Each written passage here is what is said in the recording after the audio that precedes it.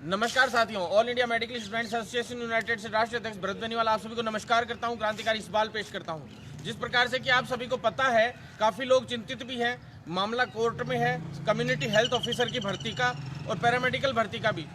तो मैं आप लोगों से ये कहना चाहता हूँ कि आज अभी यहाँ पे हम स्वास्थ्य भवन से NHM ऑफिस से अभी लाइव हैं और यहाँ से हम लोगों से अभी नरेश ठकराल जी से भी मिले हैं और आला अधिकारियों से भी मिले हैं।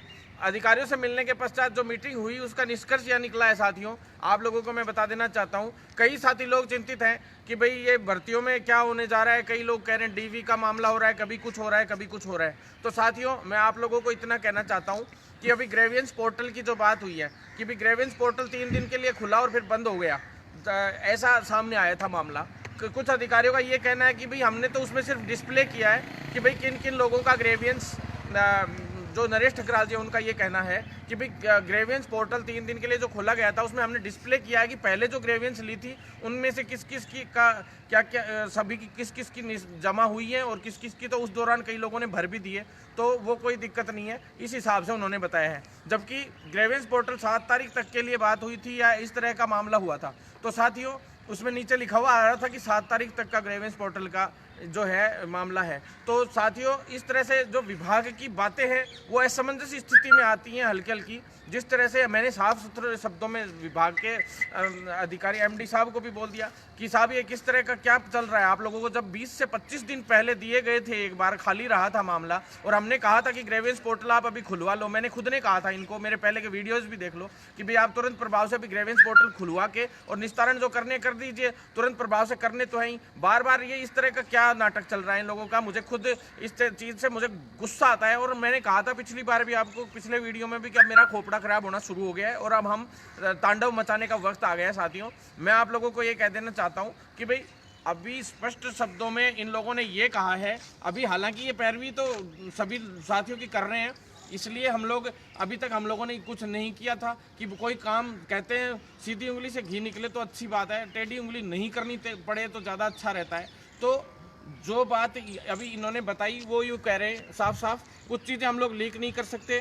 कहना इनका यही है कि DV में हम जा रहे हैं और DV में जाके भाई जो जिन बच्चों की जैसे 7200 7300 जिन बच्चों की लिस्ट अभी डाल सकते हैं, जिनकी रिट पिटीशन दायर है, उन लोगों का तो चलो ठीक है, वो चल रहा है केसेस और वो उनका समाधान होना है, जो भी होना है, जिनको जिस प्रकार से ऑर्डर मिलेंगे जो इनको पालना करनी पड़ेगी। लेकिन DV में अब क्या है, विभाग जा रहा है और DV में विभाग जाकर और क्लियर तरीके से ये पैरवी कर रहा है कि भाई अभी पहले ही जाना था। हालांकि जो सोमवार मंगलवार बुधवार तक की बात जब मैंने कहा था कि मंगलवार बुधवार तक हम हो सकता है आपको खुशखबरी देंगे, तो DV में क्या है, सुनवाई की डेट अभी मिलने वाली है, जल्द ही मिलने वाली है और वो डेट अभी मिल नहीं पाई, जिस वजह से ये मामला थोड़ा सा ऊपर नीचे हुआ।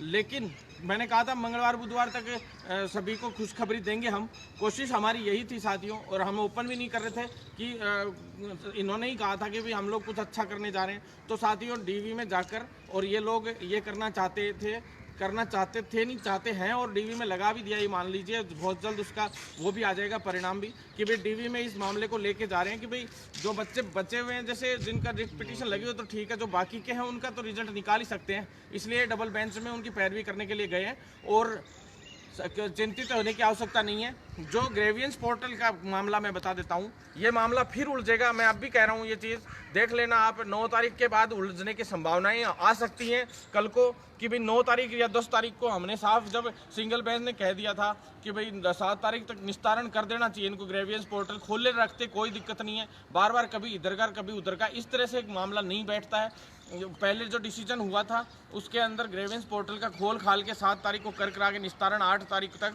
ये रिजल्ट अब तक जारी हो जाना चाहिए था। लेकिन फिर से इसमें दिक्कतें आएंगी, 9 तारीख के बाद दिक्कत आएगी अगर इसी तरह से चलता रहा। तो मैं विभाग को स्पष्ट रूप से चेतावनी देना चाहता हूं कि अब 9 या 10 को आप रिजल्ट जारी नहीं करते हो, उससे पहले 9-10 तक चलो ठीक है, तो 11 या 12 को हम यहाँ तांडव मचाएंगे और हमारी तैयारी हो चुकी है। हम यहाँ मचाएंगे जो उपचुनाव में जहाँ क्षेत्र हैं, जहाँ चिकित्सा मंत्री को प्रभारी बना रखा है सारडा में, वहाँ जाकर हम मचाएंगे और अब हम हालत खराब कर देंगे सरकार की अगर इसी तरह से चलता रहा तो।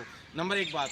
नंबर 2 बात, मैं आप लोगों से ये कहना चाहता हूँ साथियों कि तैयार हो जाओ, कमर कस लो, बार बार यहाँ पहले सारे अपन लोगों ने आंदोलन किए, तब जाकर इन लोगों ने इतने काम किए थे। अब वापस आंदोलन का वक्त आ गया है और वो आंदोलन हम करेंगे। अब इससे लेट हम नहीं सह सकते। बार बार इसको 5.5 महीने अब तक निकल चुके इस भर्ती को, और इस भर्ती को अब हम और आगे नहीं बढ़ने देंगे, चाहे कुछ भी हो जाए। आर या पार हमारी पैरवी आपको मजबूती से करनी पड़ेगी, और विभाग को और इनको आपस में समरसता रखते हुए जो भी है इनका निर्णय हो, सभी का भला करते हुए, सभी का निस्तारण करते, तुरंत प्रभाव से इसका परिणाम जारी करे और तुरंत प्रभाव से ब्रिज कोर्स चालू करे, अन्यथा सरकार को अब खामियाजा उसका भुगतना पड़ेगा। ये स्पष्ट रूप से हम कर देना चाहते हैं। और ज़्यादा से ज़्यादा लोग इस वीडियो को शेयर करें, क्योंकि अब हमें आंदोलन भी करना पड़ सकता है 2-5 दिन में। हो सकता है उससे पहले परिणाम भी आ जाए 9-10 तारीख तक, क्योंकि डीवी में अगर पॉजिटिव रहता है, जहाँ तक है पॉजिटिव ही रहेगा। क्योंकि जो जज साहब ने उस टाइम 9 तारीख वाला जो मामला हुआ था, 9 तारीख की जो डेट दी गई है, उसमें जिस तरह से उन्होंने फैसला बोला था मुँह से,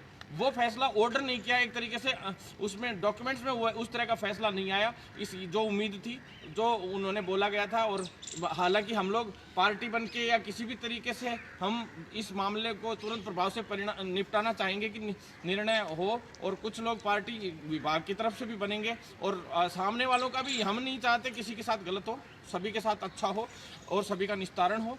ये तो नंबर 1 CHO की बात हो गई सारी की सारी। इसके बाद पैरामेडिकल की मैं आप लोगों को बता देना चाहता हूँ साथियों कि कल दोपहर में हम लोग पैरामेडिकल की भर्ती के लिए, में अलग से मेरा वीडियो आएगा और वो आप लोग देख लीजिएगा। और अन्य मुद्दों को लेके कल कई अधिकारियों से, हालांकि आज गुड फ्राइडे था, उसके बावजूद आज यहाँ काम हो रहा है NHM विभाग में, और आप ही लोगों के लिए ये लोग डीवी में जाने का सारा सिस्टम तैयार कर चुके हैं और सारा काम हो चुका है लगभग कंप्लीट, और बहुत जल्द रिजल्ट भी तैयार है। जल्द से जल्द इस पर निर्णय हो जाएगा। और कल हम अधीनस्थ आयोग के चेयरमैन साहब से सुबह मिलेंगे, और जो अदर अधिकारी हैं कोविड की वजह से उनकी भी ड्यूटियाँ अभी यहाँ चल रही हैं, तो उनसे भी हम मिलेंगे 1-2 से।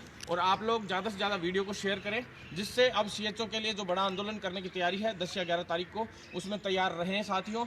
डेट डालते ही आप लोगों को पहुँचना है, तैयार रहना है, चाहे कुछ भी हो जाए। आर या पार की लड़ाई हमें लड़नी है। ज़्यादा से ज़्यादा शेयर करें और ज़्यादा से ज़्यादा लोग जुड़ें। एक मैं आप लोगों से फाइनल कहना चाहता हूँ, सारडा और राजसमंद हम घेराव करेंगे, सुजानगढ़ हम घेराव करेंगे। आप अभी कह रहा हूँ सबसे अच्छा मौका है सरकार पे दबाव बनाने का, इस भर्ती को निपटाने का।